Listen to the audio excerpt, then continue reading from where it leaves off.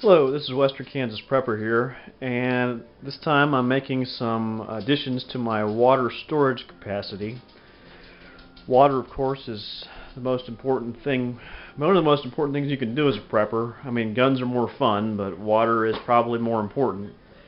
And with water, you know, you can only live really 3 days without it, supposedly, is the way the saying goes.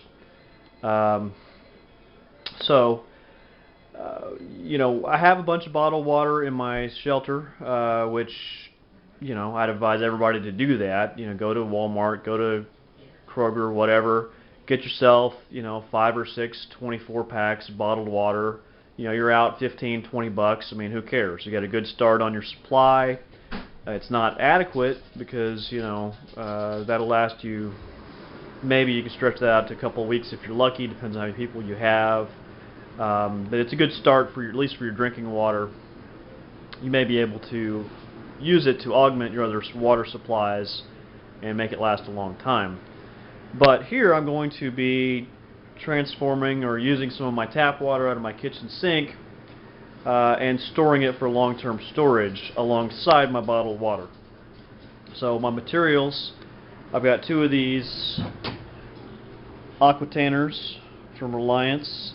You can buy those online, I think I did, or you can go to Walmart. You know, they're about 10 to 12 bucks depending on where you get them.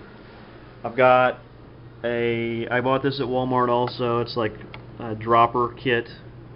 I like this dropper for this project. You can see if that'll focus there.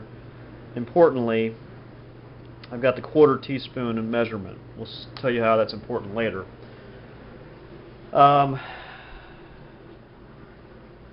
Got several different 2-liter bottles. Most of them contained bottled water or sparkling water. Got this. This is a little controversial, probably. This, you know, you're not supposed to use milk bottles because you can't adequately get out the biological material. Orange juice, I think, is okay. Same type of bottle, but I think it's okay. That's what was in there previously. Rinsed it out as good as it could with very hot boiling water. Not boiling, you don't want to boil it, but with hot water.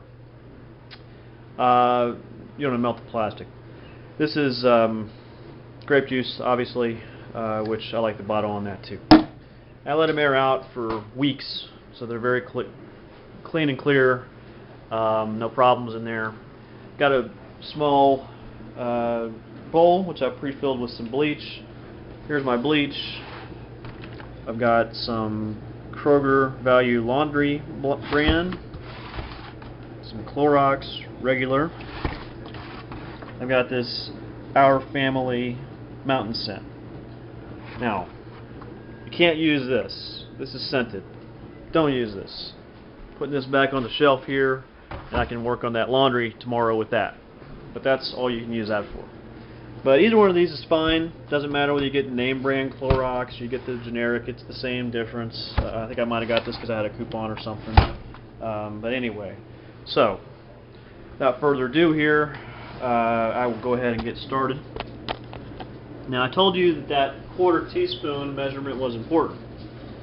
And the reason that's important, can't get to focus again, is because that's the general measurement for what you need as far as bleach per water per gallon.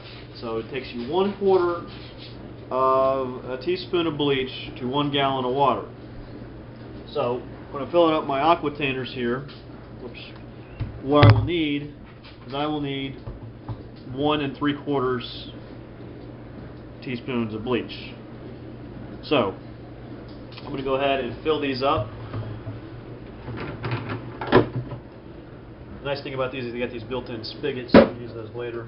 But I'm going to start filling this up. And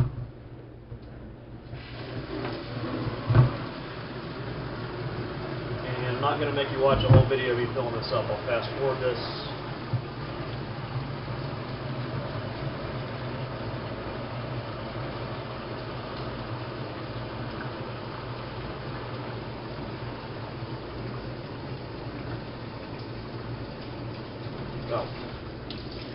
Anyway, you get the idea.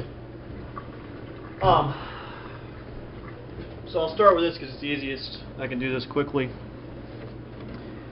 But This is, of course, a half gallon, so I don't need a quarter teaspoon. I need an eighth of a teaspoon. Not much at all. So I'm going to fill that.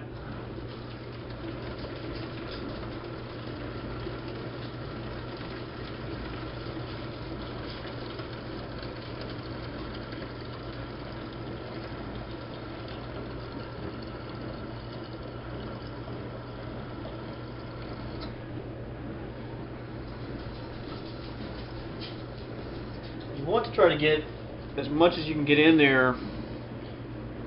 Don't leave a lot of air, if you can help it, near the top of your lid. Now I'm going to put in my bleach. Now I got way more than a quarter teaspoon, so I'm going to get rid of the excess here. Now I'm going to put this in here. Put that in there. Drop more. Okay. Now, put a little more water in there. Again, I want to get it close. It's just like canning or pickling vegetables. You know, you don't want to leave a lot of air at the top. Air contaminates. You see the air bubble right there. So, okay.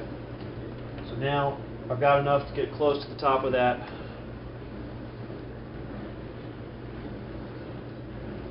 Make sure that's sealed on tight, not leaking. Okay. Now, move it up and down a little bit. Ideally, you want to take this and you want to put a label on it, purified water, when you got it. And without going into too much here, again, I will be doing all these bottles. I'll be doing these aquatainers, and I'll be storing this, and I'll be changing it out probably every year or so. I'll be probably adding a lot more of this. I'll be adding to this whenever I get 4 bottles of water that I think are suitable containers. When you do get ready to use this, if you need to use it, then you may open it up and you smell it. If it smells like bleach, that's a good sign because you've still got purification there. But you probably need to leave it open and let it air out for about 20 or 30 minutes so you're not drinking the bleach. Let it evaporate. Now, warning on this, if you are using bad water, like not from your tap or from somewhere else, the bleach will not kill parasites. It will not, you will need to boil the water as the purification method. Bleach purifies, but it does not get rid of parasites. So this works to keep these clean in storage, but don't use it as your only method. So that being said, I'm going to work on those aquatainers, work on my other containers there, and I think by the time I'm done, I'll have a decent start on a water supply, which should last me at least, you know, I'm getting up to where I might have enough to last me drinking wise for a month. Presumably I don't use this water for cleaning and bathing and those type of things, and cooking. So that's it. That's my video on this. If you got questions, please feel free. By the way, you can always get these little guides if you don't know I've got these. Get your guides to tell you, you know, what's in a gallon or what's in a. I'm not much of a cook, so I don't know these figures real easily. Can't get that to focus. I got this for free though from some cooking magazine. I don't know. Anyway, so that's Western Kansas Preppers. Thanks for the comments, and this is me signing off.